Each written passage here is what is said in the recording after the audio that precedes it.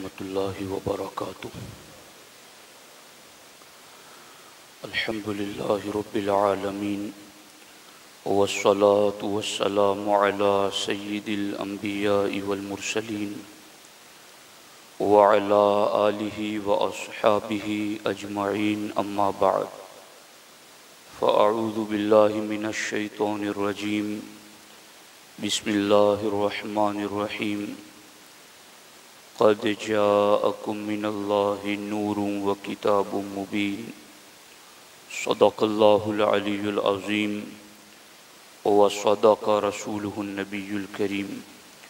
इंतहाई एहतराम व अक़ीदत के साथ हुज़ूर सय्यिदुल मुरसलीन ख़ातमुल अंबिया शफ़ीउल मुज़निबीन रहमतुल लिल आलमीन ख़ातमुल मासूमीन राहतुल आशिक़ीन सल्लल्लाहु तआला अलैहि व आलिहि व अस्हाबिहि व बारक व सल्लम की बारगाह में अपनी ग़ुलामी का सबूत दें और जिस तरीक़े से मैं पढ़ा हूँ मेरे साथ मिलकर हुज़ूर दिल के साथ नज़राने मोहब्बत पेश करें।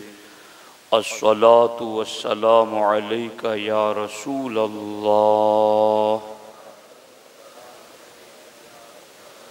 अस्सलातु वस्सलामु अलैका या हबीब अल्लाह, अस्सलातु वस्सलामु अलैका या नबी अल्लाह व अला आलिका व अस्हाबिका या नूर अल्लाह सल्लल्लाहु तआला अलैहि वसल्लम।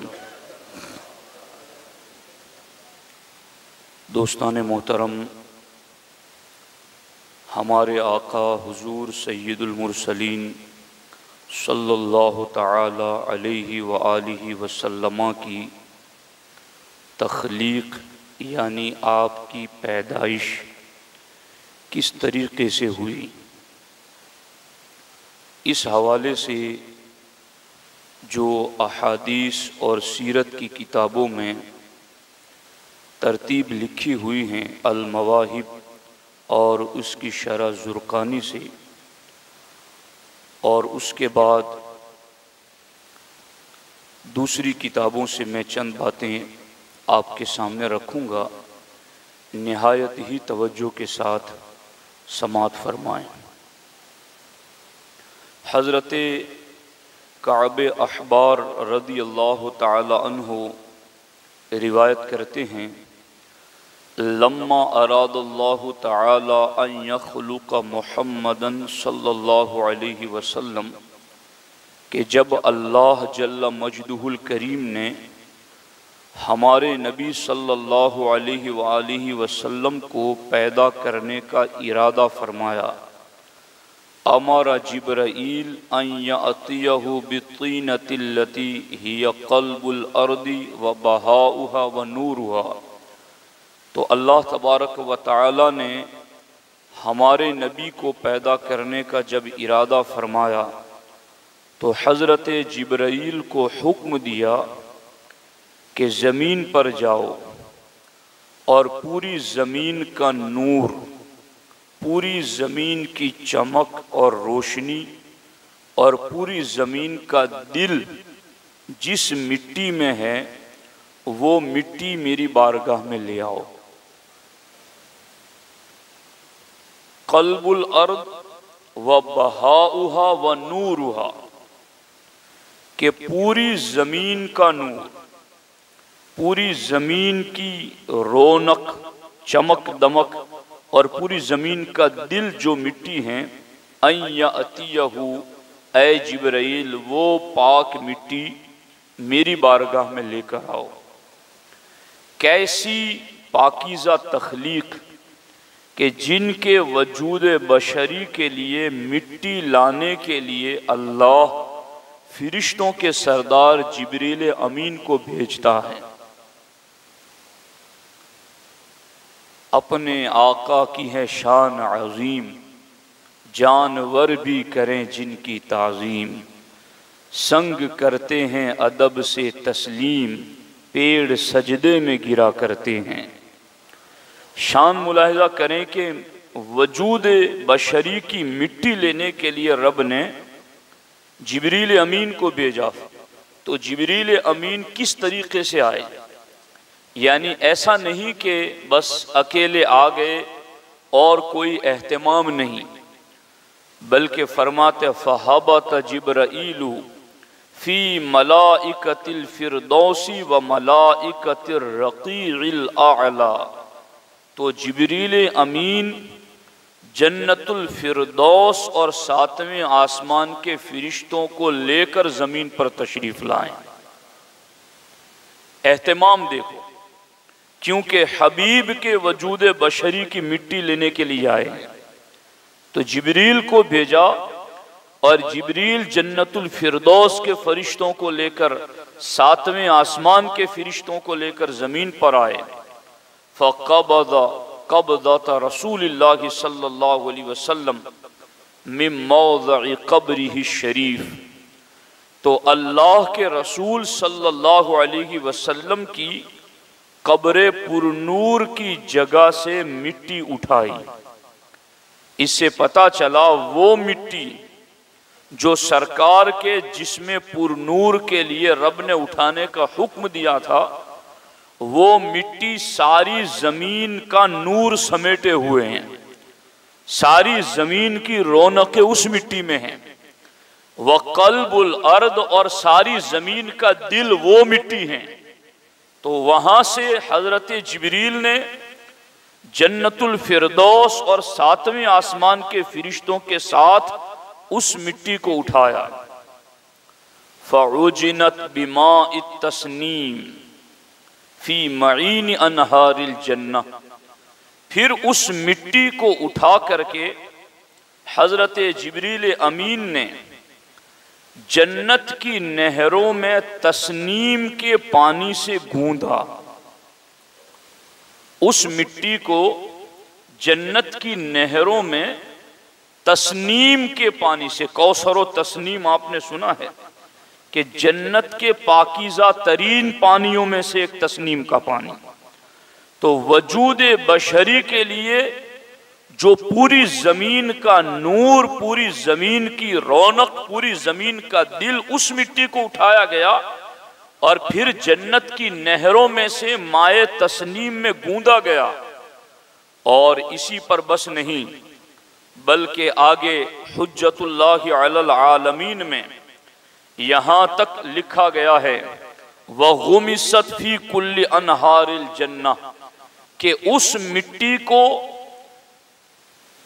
माए तस्नीम से गूंदा गया और जन्नत की सारी नहरों में उस मिट्टी को रख करके जन्नत की हर नहर को इस मिट्टी का फैज तकसीम किया गया।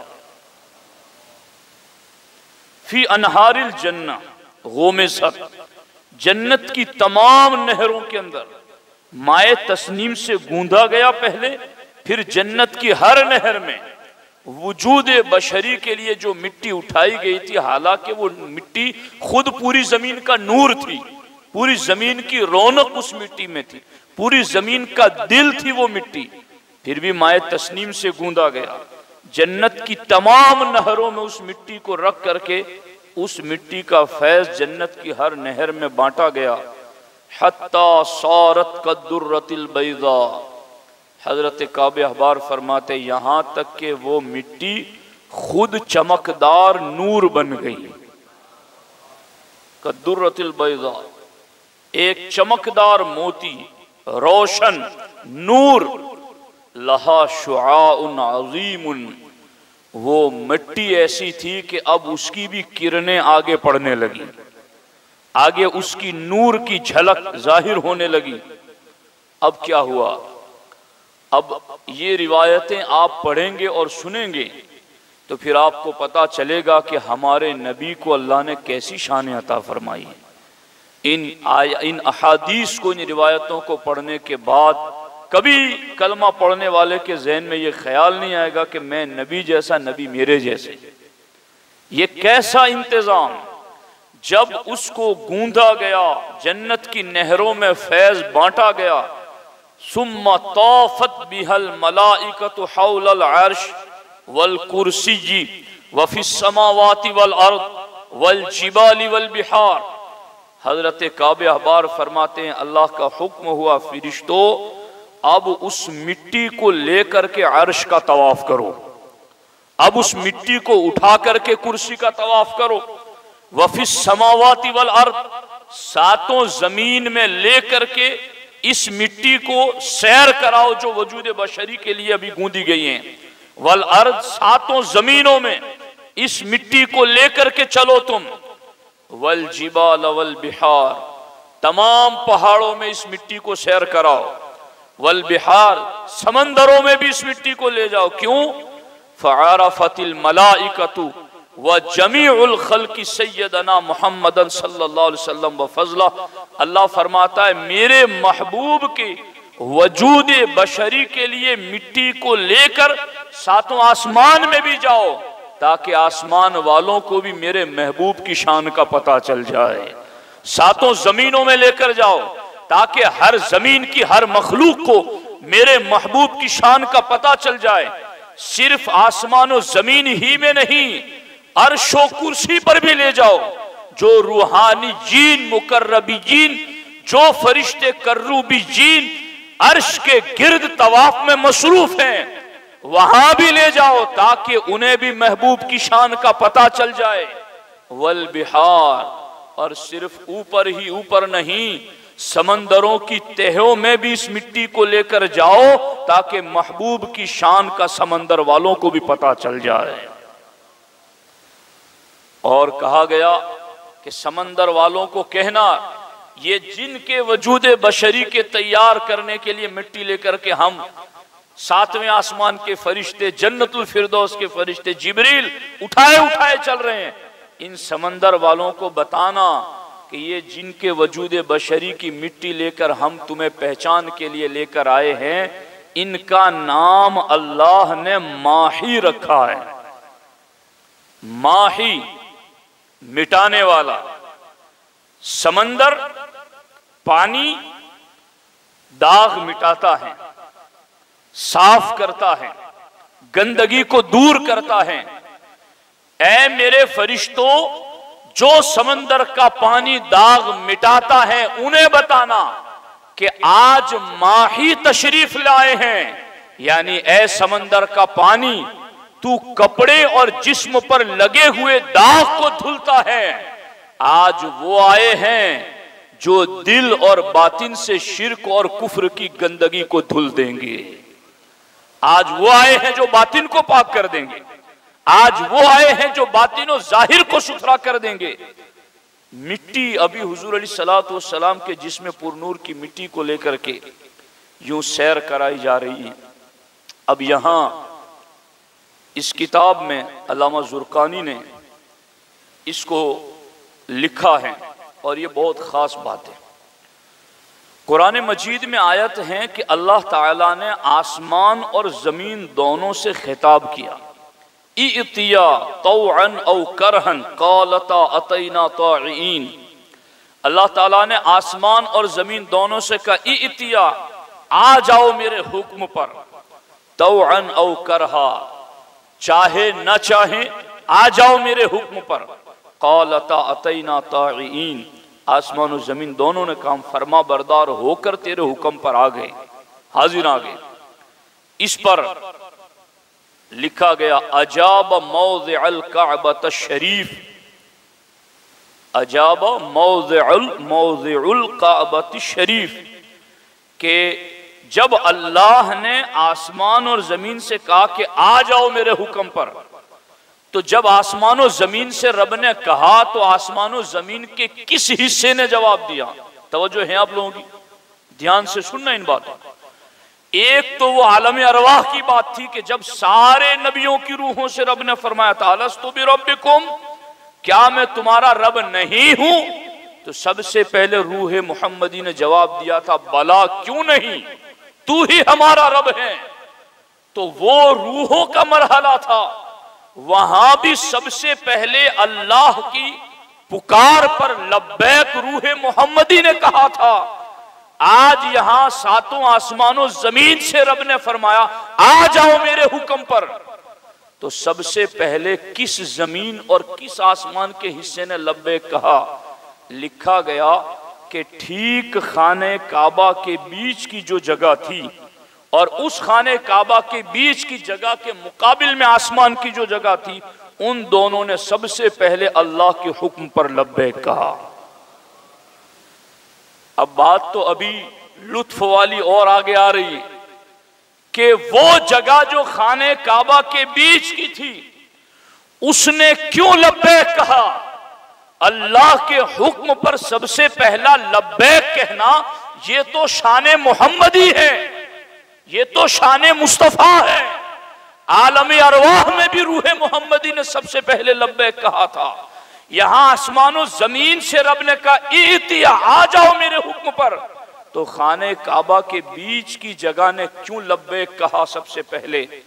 इसका जवाब हजरत अब्दुल्ला इब्न अब्बास मुफस्सिर कुरान, हिब्रुल उम्मा, तर्जमानुल कुरान इरशाद फरमाते हैं, क्यों? असलू तीनती रसूलुल्लाह सल्लल्लाहु अलैहि वसल्लम मिन सुर्रतिल अर्दी बिमक्का, अल्लाह के हुक्म पर काबे के बीच की जगह ने लब्बैक सबसे पहले इसलिए कहा कि वो हुजूर के वजूद बशरी की जो मिट्टी थी उसकी असल उसी जगह से है।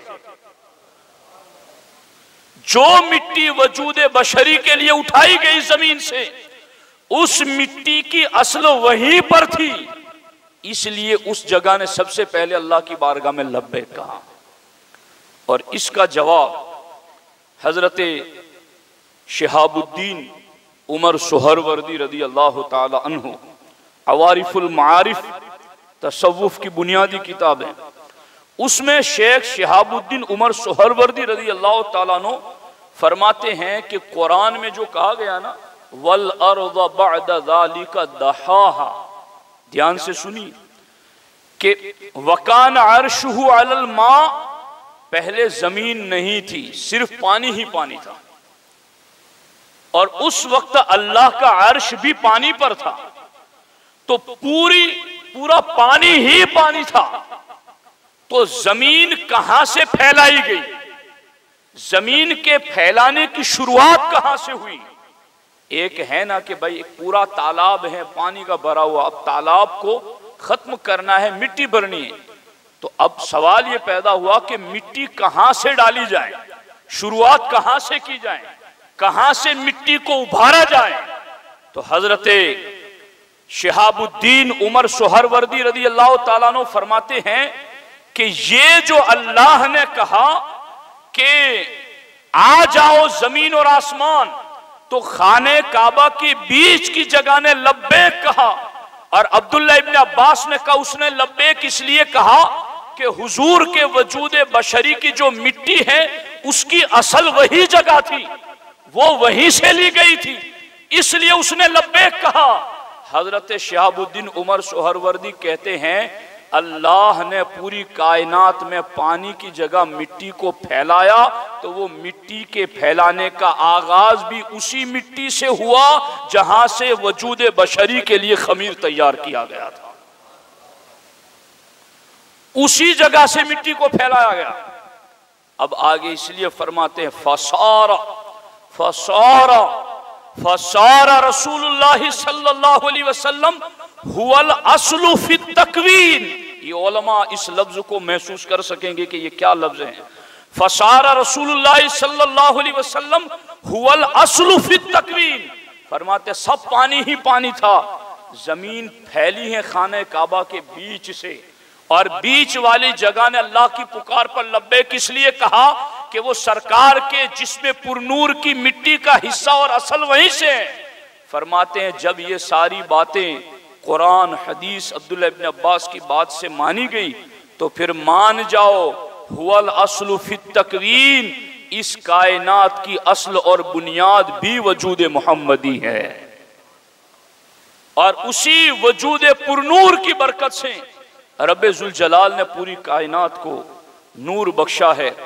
और आगे फरमाते हैं वल काइनातु तबउन लहू, पूरी कायनात इनके वजूद का सदका है और पूरी कायनात को रब ने वजूद इनके वजूद के सदके में दिया है।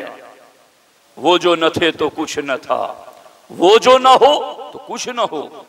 जान है वो जहान की और जान है तो जहान है, जान है तो जहान है। अब ये तो बात मैंने अर्ज कर दी, अब तवज्जो हो तो एक बात ये भी सुन ले। सरकार के अलकाब में से एक लक़ब है उम्मी होना। क्या है? उम्मी होना। इमाम इश्क व मोहब्बत फरमाते ऐसा उम्मी किस लिए मिन्नत कशे उस्ताज हो, क्या किफायत उसको इकरा वरब्बुकल अकरम नहीं। ये समझने वाली बात है ना। ऐसा उम्मी किस लिए मिन्नत कशे उस्ताज हो, वो उम्मी किसी उस्ताज का एहसान क्यों उठाए, क्या किफायत उसको इकरा वरब्बुकल अकरम नहीं। उस उम्मी के लिए रब का ये कह देना इकरा, क्या ये काफी नहीं है उनके लिए? वो क्यों किसी उस्ताद का एहसान उठाए। हुजूर के अलकाब में से एक लक़ब उम्मी है। उस उम्मी होने की वजूहात में से एक वजह यह है कि चूंकि खाना-ए काबा मक्कतुल मुकर्रमा, मक्के के नामों में से एक नाम है उम्मुल कुरा। मक्के के नामों में से एक नाम क्या है? उम्मुल कुरा। और उम्मुल कुरा मक्का के खाने काबा के बीच की मिट्टी से हुजूर का वजूद तैयार हुआ, इसलिए उम्मुल कुरा की निस्बत से हुजूर का लक़ब उम्मी हो गया। जैसे कोई दयादरा में रहता है तो दयादरवी, कोई गुजरात का है गुजराती, कोई हिंदुस्तान में रहता है हिंदुस्तानी, जम्बूसर में रहता है जम्बूसरी। तो हुजूर अलैहिस्सलाम उम्मी क्यों है? इसलिए कि उनके वजूद बशरी की मिट्टी उम्मुल कुरा से ली गई। तो उम्मुल कुरा की निस्बत से हुजूर के लक़बों में से एक लक़ब उम्मी हो गया। अब यहां एक एतराज पैदा होता है और उसका जवाब देकर गुफ्तगू खत्म कर दूं। हालांकि असल मैंने चाहा था कि ये इस किताब में से मैं हुज्जतुल्लाहि अलल आलमीन में से पढ़ के आपको सुनाता, मगर उस तक वक्त ने पहुंचने न दिया। लेकिन सवाल ये पैदा हुआ कि हुजूर के वजूद बशरी की मिट्टी अगर खाने काबा के बीच से ली गई है तो कुरान की आयत है मिन्हा खलकनाकुम वफ़ीहा नुईदुकुम व मिन्हा नुखरिजुकुम तारतन उखरा।